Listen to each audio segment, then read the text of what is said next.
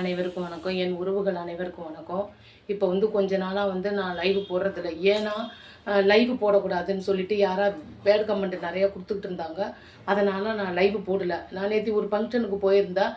வரும்பொழுது 6 கிலோமீட்டர் நடந்து வந்தேன். வர்ற இடங்களில் பெரிய பெரிய ஜவுளி கடை, நகை கடைலாம் இருந்துச்சு. அதனால் லைவ் போட்டால் லைவ் போட்டுட்டு என்னென்னா அங்கே ஒரு பானிபூரி கடை, அந்த கடையில் வந்து அந்த பையன் கொஞ்சம் கஷ்டமான ஏழை குடும்பம், அவன் படிக்க தொடர முடியல. சரி, நம்மளால முடிஞ்ச எனக்கு தெரிஞ்சவங்க வந்து சாப்பிடுவாங்க நைட்டு டைம், அதனால் போய் அங்கே நிற்கிறான்.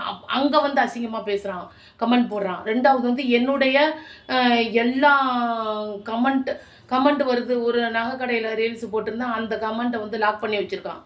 அதுக்கு முதல் நாள் நான் நடந்தே வந்த கோயிலுக்கு போயிட்டு, புதுப்பாளையம் பெருமாள் கோயிலுக்கு சனிக்கிழமை அன்னைக்கு வர்ற அந்த லைவை லாக் பண்ணி வச்சுருக்காங்க. எங்கள் சொந்தக்காரங்க பையன் பாலாஜி கோயில் தெருவில் அந்த ஃபங்க்ஷன் பார்ட்டியில் நான் கொஞ்சம் சின்னதாக ஒரு லைவ் போட சொன்னாங்க, போட்டிருந்தா அதை லாக் பண்ணி வச்சுருக்காங்க.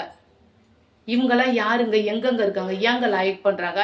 நானும் இவங்க என்னென்னோ செய்கிறாங்க, பொறுத்து போனால் ரொம்ப பெரிய அளவில் அட்டகாசம் பண்ணிகிட்டு இருக்காங்க.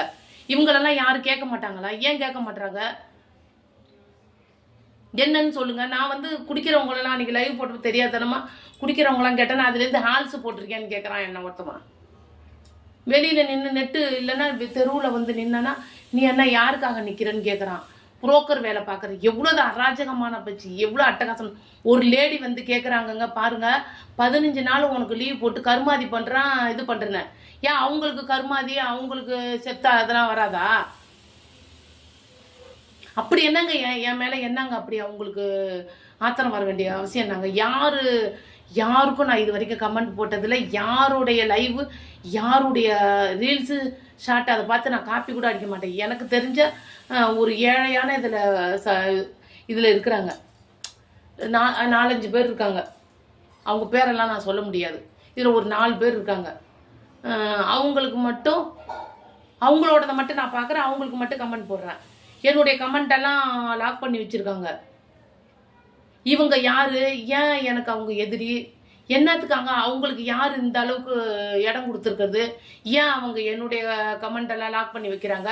அவங்களுக்கு என்ன உரிமை இருக்குது? எல்லாரும் போல தானே இதில் இருக்காங்க. நான் ஒரு 4 யூடியூபர் அது மாதிரி அவங்க வந்து எனக்கு போடுறாங்க, நான் அவங்களுக்கு போடுறேன். அது மட்டும்தான் அந்த யூடியூப்பில். மற்ற பேர் யாருக்கும் எதுவும் எந்த தொடர்பும் இல்லை. யாராலையும் எந்த பிரயோஜனமும் கிடையாது. 1 வருஷமாக நான் என்னுடைய காசு தான் வீணாக போகுது. இவங்க ஏங்க லாக் பண்ணி வச்சுருக்காங்க?